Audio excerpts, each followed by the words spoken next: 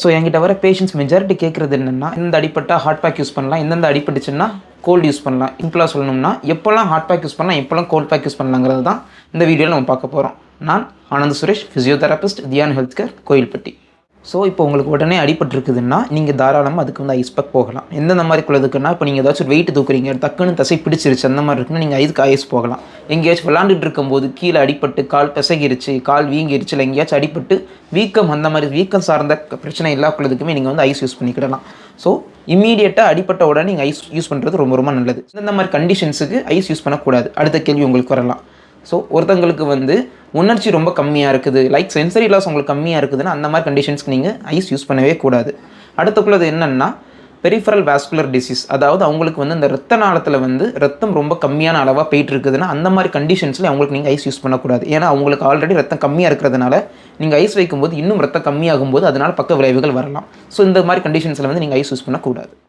So எப்போல்லாம் hot bag use பண்ணலாம், next கேள்வி. ஸோ ஹாட் பேக் எப்போலாம் யூஸ் பண்ணணுங்கிறத ஒரு சிம்பிளாக சொல்லியிருந்தேன். ஒரு நாள்பட்ட ஒரு அடிப்பட்டக்குள்ளது எப்படின்னா ஒரு க்ரானிக் பெயின், நல்லா க்ரானிக் மசில் ஸ்பாசம், ரொம்ப நாளாக தசை இறுகி போய் இருக்குது, எனக்கு ரொம்ப நாளாக முட்டி எனக்கு இறுக்கமாக இருக்குது, ஜாயிண்ட் ரொம்ப எனக்கு இறுகி போய் இருக்குது, அந்த மாதிரி கண்டிஷன்ஸ்க்கு பொறுத்த வரைக்கும் நீங்கள் வந்து ஹாட் பேக் யூஸ் பண்ணலாம். நாள்பட்ட எலும்பு தேய்மானம், செர்விக்கல் ஸ்பாண்டிலோசிஸ், முதுகு தேய்மானம், லம்பர் ஸ்பாண்டிலோசிஸ், ஓஏ நீ, முட்டெலும்பு தேய்மானம், இந்த மாதிரி குள்ளதுக்கு வந்து நீங்கள் நாள்பட்டக்குள்ளதாக இருந்துச்சுன்னா அதுக்கு நீங்கள் வந்து தாராளமாக ஹாட் பேக் யூஸ் பண்ணிக்கலாம்.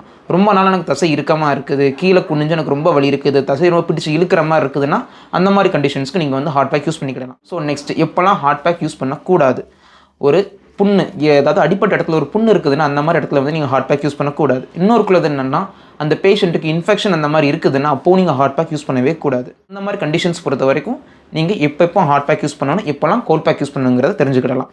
ஸோ ஒரு எக்ஸசைஸ் ப்ரோட்டோக்காலில் பொறுத்த வரைக்கும் எப்படிலாம் நீங்கள் அந்த ஹாட் அண்ட் கோல்ட் பேக் வேலை செய்யுது, எக்ஸசைஸ் பண்ணுறதுக்கு முன்னாடி ஒரு வார்ம் அப் பண்ணுறதுக்கு முன்னாடி ஜென்ரல் நீங்கள் ஹாட் பேக் வச்சு மசாஜ் கொடுத்துட்டு வார்ம் அப் பண்ணிடலாம்.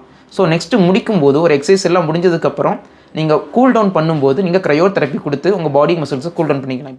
இந்த மாதிரி பண்ணுறதுனால உங்களுக்கு வந்து பெயின் கம்மியாகி ஃப்ளெக்சிபிலிட்டி அதிகமாகும். தேங்க்யூ.